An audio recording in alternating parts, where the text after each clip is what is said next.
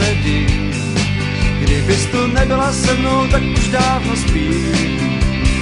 I klid už v ohni nevidím. Zhořel, tak se nenápadně k tobě přitulím. A je mi fajn, bušty jsou snědený a všechny sudy vypitý. Kameny u ohně jsou důkladně poblitý. Všichni uspějí, oni jsou totiž nalitý.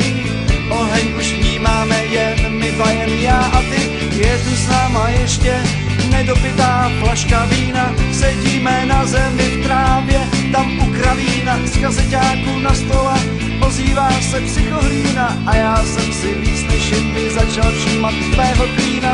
Pomalu nejistě uléháš do trávy. Je celkem zima, dnes to bude o zdraví. To červené víno mi nějak stouplo do hlavy.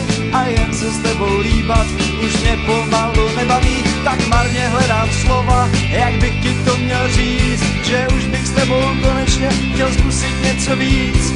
Když se dívám na tebe, tak je mi celkem jasný, že to s tebou musí být neskutečně krásný. Z ohniště line sedí a ty víš, co k tobě cítím.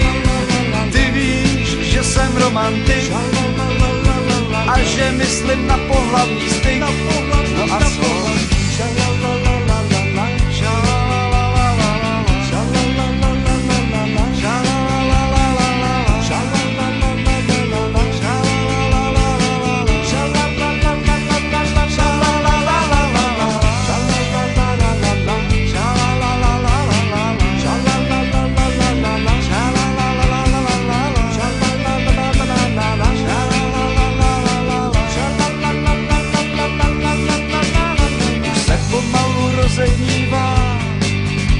a oheň klidně dohořívá.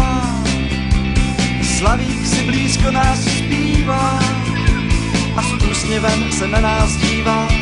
A je mu fajn, on asi tuší, co se mezi tebou a mnou dneska stalo. Bylo to strašně nádherný a nebylo toho zrovna málo. Kdybych se nestyděl a neuměl se slušně chovat, tak bych s tím mohl, kdybys chtěla, klidně teďka pokračovat.